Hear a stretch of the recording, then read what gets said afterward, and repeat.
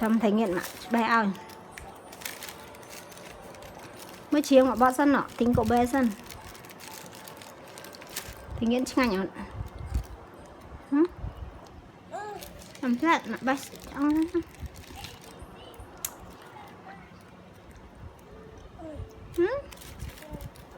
mặt bé ăn nè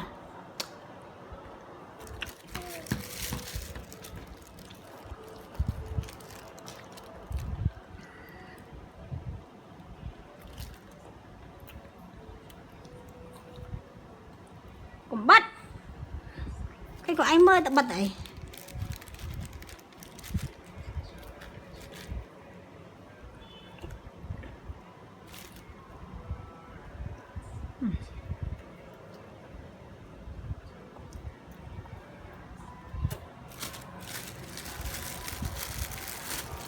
ơi bạn chọc vinh không chơi nhất cái đó thì nghiện ăn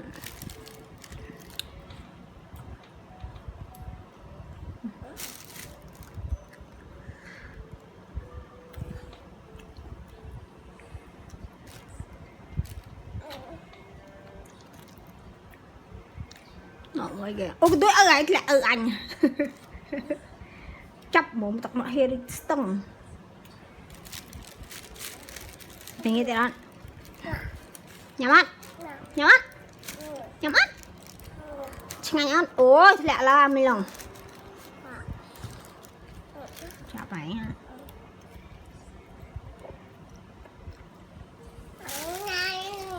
nhanh nè không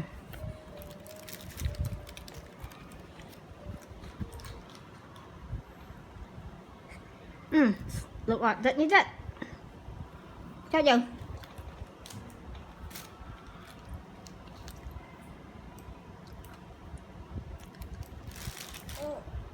ai chạy nó lụp rồi chạy niệm mưa chạy nha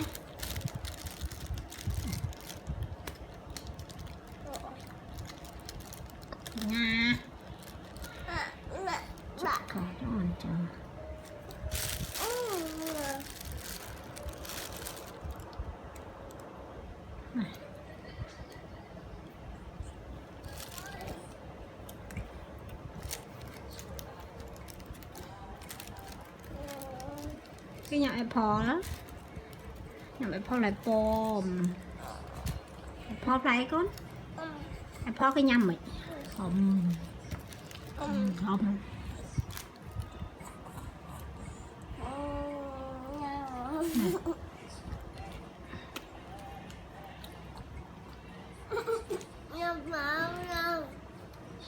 mơ chặt trăng không thể hai coi với nhé hoặc là lên cút tiết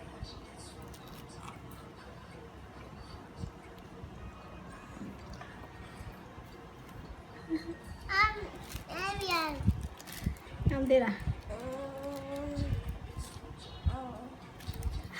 ba hai ăn rồi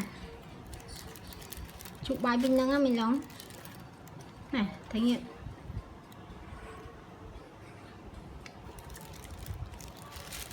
cùng chút cộng à sẽ bọc cạnh vô nó rồi con một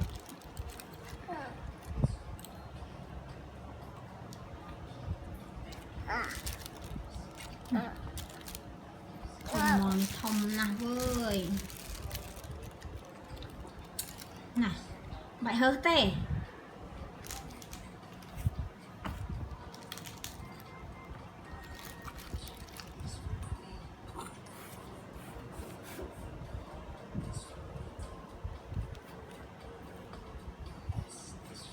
coi rồi mà coi coi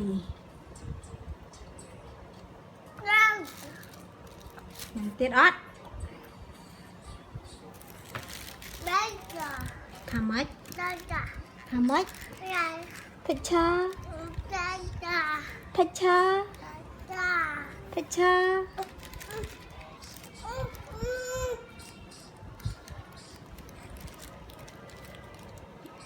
cha mới chụp đẹp xua thôi mày thích cha chụp đẹp xua chụp đẹp xua cái thôi mày lên đây mới thưa đại dân thầy cha chùm riệp xua thầy cha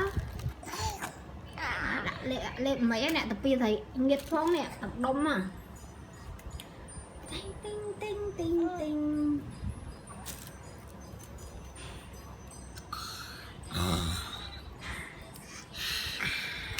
tập kia đây lẹp vô mà đi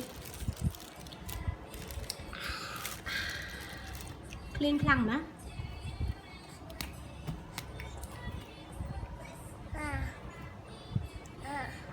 happy you yeah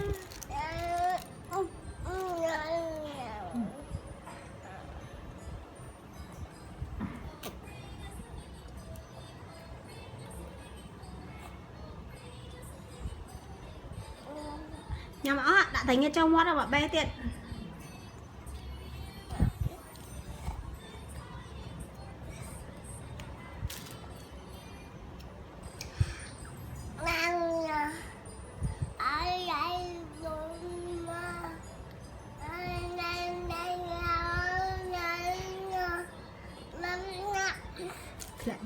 người kê nè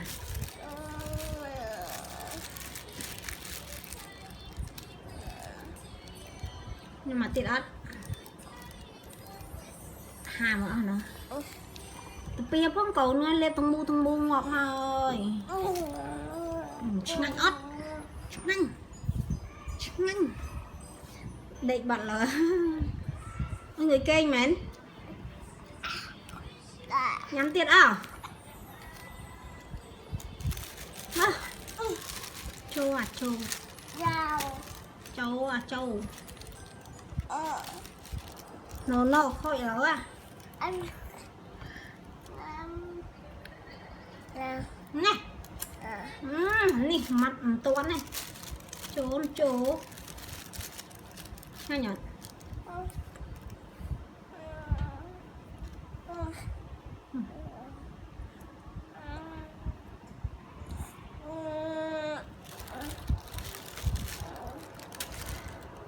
nhẹ gạo nữa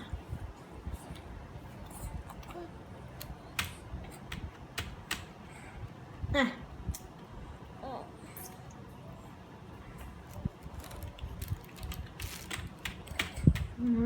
chặt chết đó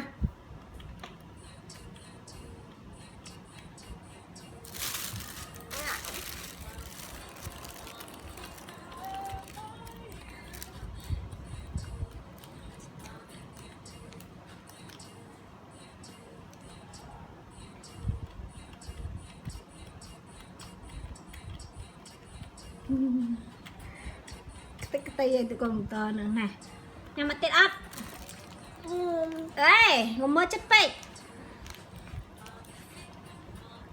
chiếng bó mà we sing where are you Hilaya mùa quay cái tay mùa cụ nè mà chụp nhầm đâu mà chụp cho con á, chặt đọc cô con nhắm á. Đây, mặt tiệt ớt này, tiệt ớt, nhắm thấy nghiệt ớt hả chồng? Còn chơi cái này cho cái thẻ lên nhá, thấy nghiệt cho mất đấy chồng. Bye bye, bye bye thôi. Thơ đây không? Giấy không?